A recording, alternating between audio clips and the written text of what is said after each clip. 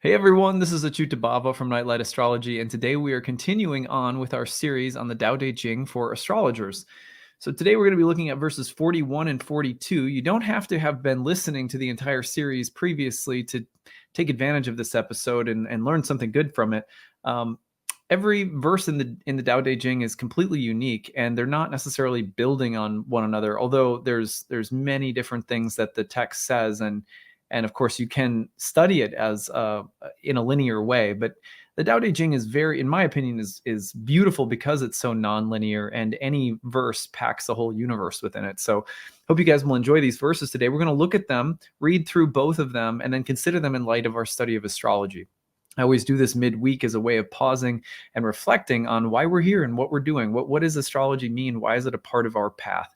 I appreciate all of you who actually tune into these episodes. We lose a significant amount of the audience every week when we do this, but I'm just not going to stop because I think that this is super, super important.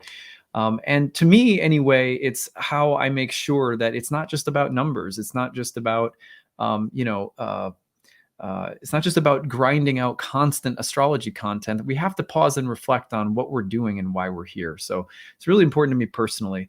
Before we get into talking about today's verses 41 and 42, a few notes. Remember that you can follow along with this copy of the Tao Te Ching, which is the Tarcher Cornerstone edition, translated by Jonathan Starr. My book was published by Tarcher, so I really enjoy their work and the way they highlight spiritual texts in this Cornerstone series. We did the Hermetica, same edition from them as well. Okay, well, before we get into it, don't forget to like and subscribe. Share a comment in the comment section today. Share some of your own wisdom or illuminations or reflections on today's content. Always appreciate that. It helps the channel to grow. You can find a transcript of any of my daily talks on the website, nightlightastrology.com. I'd also like to take you over there today because we have a new class that is coming up really soon. My new year one program begins on November 12th. Yeah, there we go. It's Saturday, November 12th, that the next first year astrology cohort begins. This is my Ancient Astrology for the Modern Mystic course. It is a one-year course in ancient Hellenistic astrology. We start from history and philosophy and astronomy and work our way up. And this is perfect for people who want to develop an astrology practice or who want to take their study or interest of astrology to the next level. There's a ton of things included in the program. You can learn more about it on the page, hear what some recent alumni have had to say about their experience. We have 30 webinars on the year. In addition, we have 12 guest lectures that come in, so 42 classes total. I lead all of the programs. We also have breakout study sessions with the tutoring staff. We have a forum discussion group where you can also ask questions year round, and that's staffed by tutors who answer within 24 hours. You can email me anytime. You get to keep all of the material for good. You can download and keep all of it. You can go at your own pace. Everything's recorded if you can't make the live webinars. They meet Saturdays starting November 12th at noon Eastern time every week, and they're about 2 to 3 hours long every class.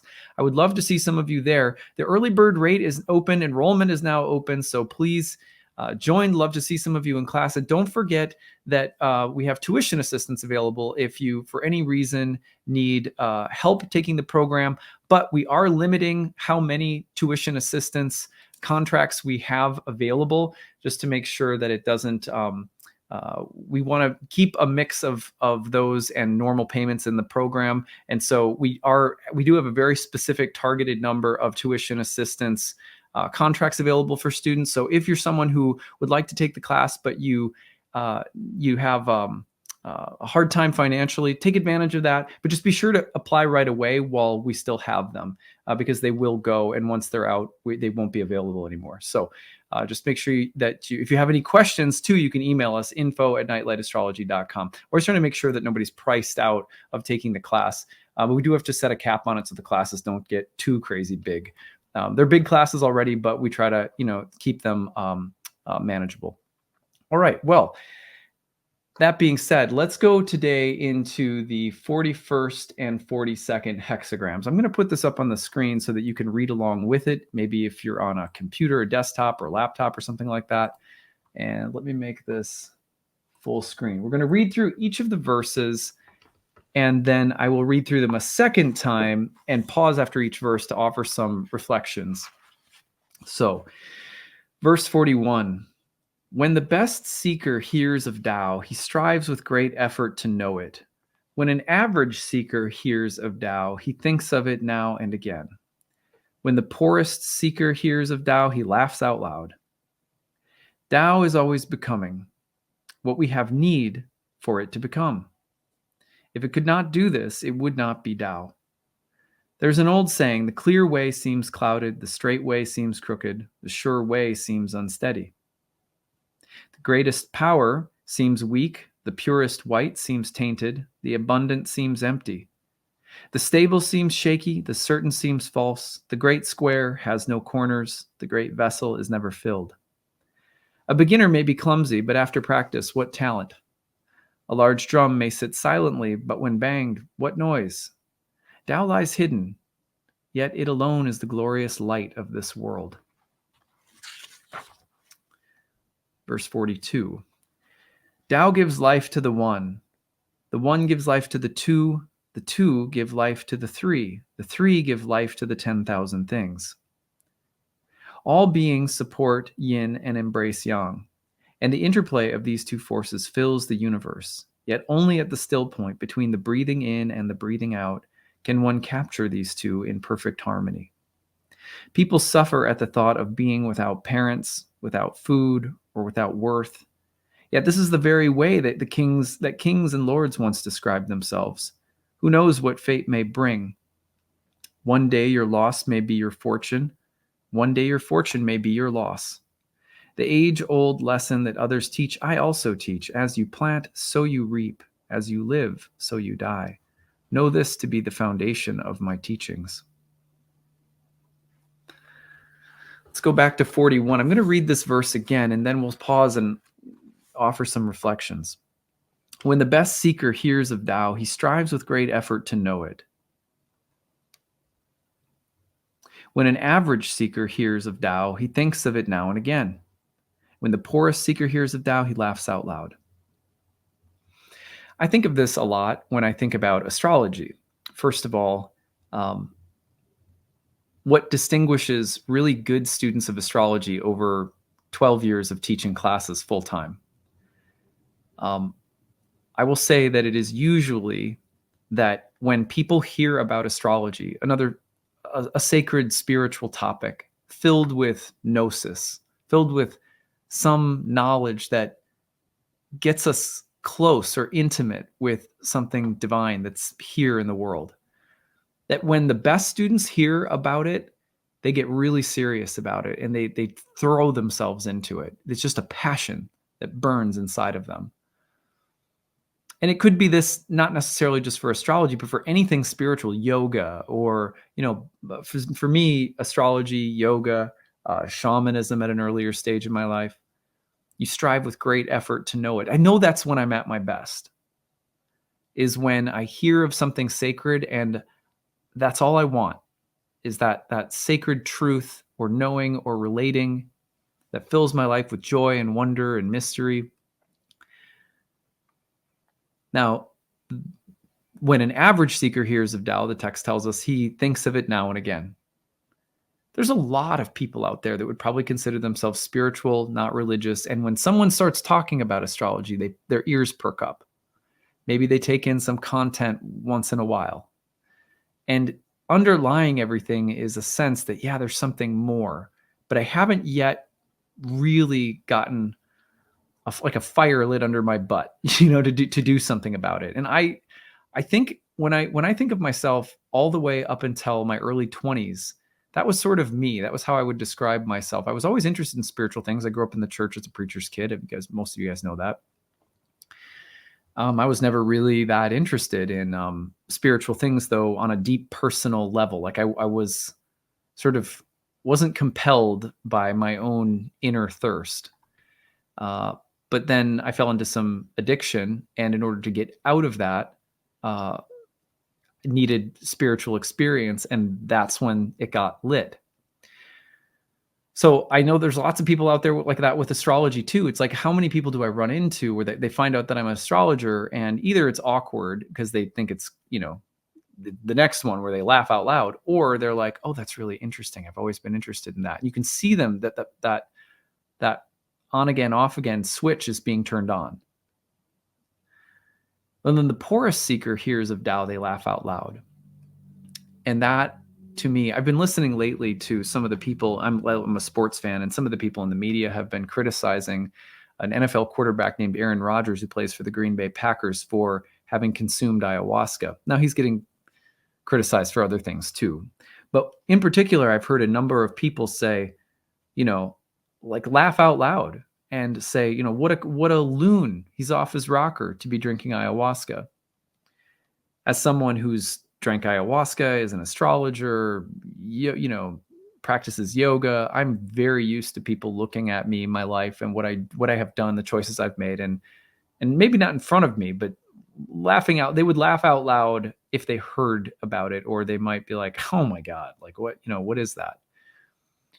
But according to the Tao Te Ching, these are indications of how close our lives are or can be to the Tao, to feeling it, knowing it, being in alignment with it. It has to do with, are we the type who laugh out loud at it? Are we the type who think of it now and again? Or are we the type who, when we hear about it, there's an unquenchable thirst, there's a drive, there's a passion, propels us to want to know more. We take up a spiritual practice, we get interested in astrology, whatever the case might be.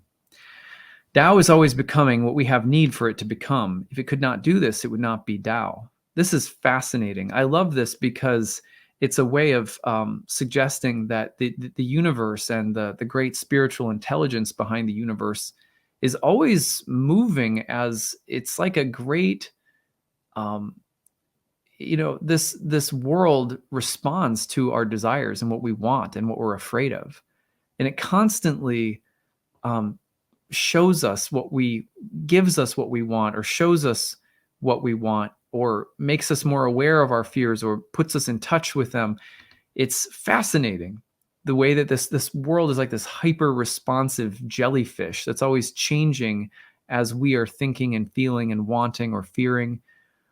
And the planets, to me, give me some sense that it's not just random. As an astrologer, I think the benefits of the planets are that it's not just willy-nilly, that there's like a great musical movement. There's a time signature, there's notes, there's a rhythm. It's symphonic. And the planets give you the sense that what you're desiring is rising up in you just as surely as Jupiter is passing through a certain house, or Mercury is turning retrograde. And then it's the universe responds to what you think is only in your mind or your desires by shaping events all the way around you. And the planets are giving you this guide or this map to understanding it, so you can also trust that this is the Tao, this is the universe, this intelligent being that you're a part of, and that wants to be known and communicated with. There's an old saying, the clear way seems clouded, the straight way seems crooked, the sure way seems unsteady. The greatest power seems weak, the purest white seems tainted, the abundant seems empty, the stable seems shaky, the certain seems false. The great square has no corners, the great vessel is never filled. A beginner may be clumsy, but after practice, what talent! A large drum may sit silently, but when banged, what noise! Tao lies hidden, yet it alone is the glorious light of this world. This is setting us up for some things that are said in verse 42 as well, but it's amazing to me how, astrology is this study of, it's like the science of the future in a way. We're either predicting or forecasting. We're always trying to get a sense of what's coming, or what kind of archetypal energy front is moving through, like a rainstorm.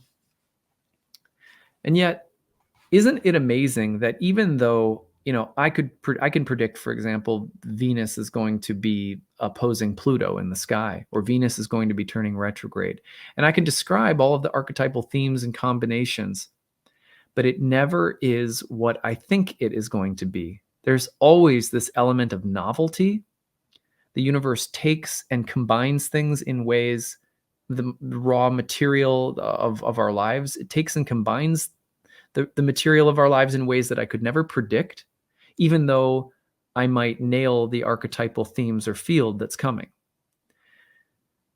There's something about the Tao that likes to hide and that presents itself in things that you wouldn't guess or you wouldn't predict. And it does that on purpose so that it is constantly showing us that, like, you might have this predictive apparatus, but the predictive apparatus is being applied to a living being whose intelligence is always larger than the system that describes it or the system that it uses to communicate something about itself with. And so as a result, there's this way in which whatever we, using the language of astrology, forecasting, predicting, describing, we use Jupiter to describe something, we use Saturn to describe something, or a Mercury transit, or whatever the case might be, and we describe it. But then as we spend time getting to know it, it will often turn and reveal something that is the description was a part of, but the understanding can't be there until the actual transit occurs and there's a living connection with it. And so that way, just like the Tao is saying that the Tao is hidden, but it's always revealing itself. So we have a science that allows us to see sort of general outlines of where the Tao is moving through the planets, through the orchestration of all of the planetary movements. But its revelation is always profound because it lies hidden in plain sight. The plain sight might be the planets and the transits and the archetypal combinations and the videos on my YouTube channel, but its revelation is always profound because it comes out of, it's got a hidden majesty that's constantly coming out in ways that you can't predict, even though in a sense you can. Verse 42. Tao gives life to the one gives life to the two gives life to the three gives life to 10,000 things. All beings support yin and embrace yang, and the interplay of these two forces fills the universe, yet only at the still point. Between the breathing in and the breathing out can one capture these two in perfect harmony. People suffer at the thought of being without parents, without food, without worth. Yet this is the very way that kings and lords once described themselves. Who knows what fate may bring? One day your loss may be your fortune. One day your fortune may be your loss. The age-old lesson that others teach, I also teach. As you plant, so you reap. As you live, so you die. Know this to be the foundation of my teachings. A lot here, too. It's interesting to me that in the Pythagorean and Platonic philosophy that likely was a part of the transmission of the earliest astrologers, we have two primary categories that are often talked about: the limited and the unlimited, represented by the 1 and the 2, and the even and odd signs, masculine, feminine, the limited and unlimited, respectively. And it's the interaction of these two qualities, philosophical categories, that are broadly described as masculine and feminine, but also masculine and feminine in human gender sex terms are just emanations of these more fundamental qualities, which I think, in the Tao Te Ching are just called yin and yang, that it's their interaction that gives rise to everything. The 1 gives rise to the 2 to the 3, and the 3 to 10,000 things. It's amazing to me that parallel ideas exist philosophically in different traditions. To me, that's inspiring because it suggests that there is a truth that different sages and traditions are all tapping into. There's, of course, meaningful differences too, but all beings support yin and yang, and the interplay of these two forces fills the universe. To me, what's so amazing about ancient astrology is that everything works according to the interaction of masculine and feminine through signs, sun and moon, daytime and nighttime sect, malefic and benefic, dyads between planets, for example, the sun and Saturn, or the moon and Saturn, Jupiter and Mercury, or Venus and Mars, as pairs that oppose each other in the zodiac, or the exaltations, Venus and Mercury in exaltation, Mars and Jupiter in their exaltation across Cancer and Capricorn. There's the entire language of ancient astrology is built off from dyads. And dyads are dualities that can exist as hard oppositions, or they are dyads that can represent the interplay of two forces that move across the kind of spectrum. And the more that you study astrology and the more you pay attention to these movements, the more that you study birth charts through this beautiful heavenly philosophy, the more that you are able to start to perceive this underlying unity in duality, that there is duality and there is oneness, and that they exist simultaneously, like lovers. And I think that this is one of the reasons that I pair things like the Tao Te Ching, meditation, prayer, exercise, because you need to have a physical, mental, emotional experience of these things every day that's really embodied for the astrology to be something more than just cosmic anxiety. And for most people, it will be, you may say, well, I take in astrology content, all the time. I don't have a spiritual practice and I'm not anxious. Okay, fair, right? That could be a fair rebuttal. Well, I would say this in response: try 40 days of a spiritual practice, whether it's 10 minutes of prayer or meditation or mindful, walking, journaling, and tuning in to the heart within, paying attention to the breath, or doing a little bit of exercise. You do those things every day. And what you thought was a life without anxiety, you will probably see was a life with a lot more anxiety than you thought you had. We're not the best judges of how happy or anxious we are when we're not taking care of ourselves, is my point. And I think it's important that the Tao Te Ching says, yet only at the still point between the breathing in and the breathing out can one capture these two in perfect harmony. Otherwise, if we don't, then we're always, it's like a dog chasing its tail in a circle. It could be funny at first, it turns into insanity after a while. So, how do we perceive the union in all of these opposites that the world fills us with, which astrology is constantly showing us too? I mean, one of the things that I hear from people often about astrology is like, oh my God, it just feels like it's never ending. Yes, and in fact it is, right? You're describing manifest reality, which is a tension between opposites moving in circles and cycles endlessly without beginning or end. Yes, it's exhausting if you're trying to work out a winner between opposites all the time, which is what most of us do unconsciously. We start releasing that when, not only when we study astrology, we become more reflective of the fact that all these dyads are moving around, which in itself can be kind of a relief to be like, oh, okay, this is just the way it goes. But then secondarily, how do you start to perceive the beauty, the alignment, that invisible intelligence or divinity within it, and draw close to it with devotion and love and care? Got to take some time out to connect with it intentionally. So that's my thought anyway. At the end of this verse, I really like this part right here. Who knows what fate may bring? One day your loss may be your fortune. One day your fortune may be your loss. This is so true. There's that story, I don't remember. It's like it's like a classic fable or folktale or whatever. The person that comes back to the farmer and they're like, oh, your horse has a broken leg, and what bad fortune? And he's like, maybe.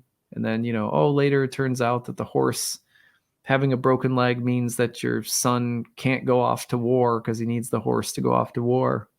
What great fortune that happened, maybe. And then it just keeps going like that. And that's really the astrology. After a while, if you do it long enough, you'll realize that, it's just as dangerous to get attached and wrapped up in the high points as it is the low points. It's not that you're supposed to stay neutral. It's that there's a way of riding the highs and lows without becoming attached to them. So you can enjoy the experience, the aesthetic, all of the multidimensionality, the emotions, and you can feel that it's spiritually valuable, but you're not getting attached in it so that when it changes, and it inevitably will, that you lose all composure. Even if you have to get sad after being really happy, that sadness and happiness are, move along like a river in and out of each other.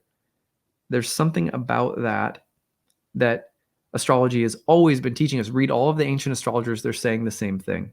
They say exactly that this is what astrology teaches us. One day your loss may be your fortune. One day your fortune may be your loss.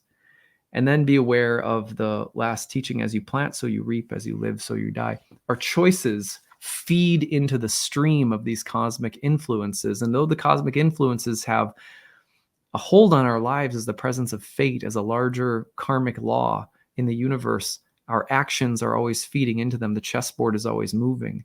And so we have to stay aware of that. This is the art of living. And astrology is giving us one piece. But without some spiritual context, my experience has been that people actually end up using astrology. It's kind of like that middle rung. Once in a while, I think about spiritual things.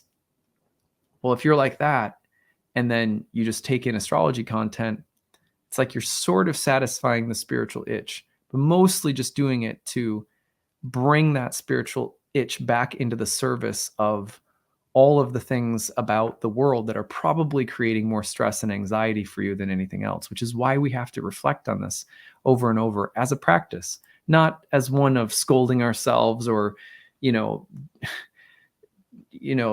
degrading the world or something like that, but just gentle reminders that we need to come back from our wanderings and forgettings. Remember, the planets were called the wanderers.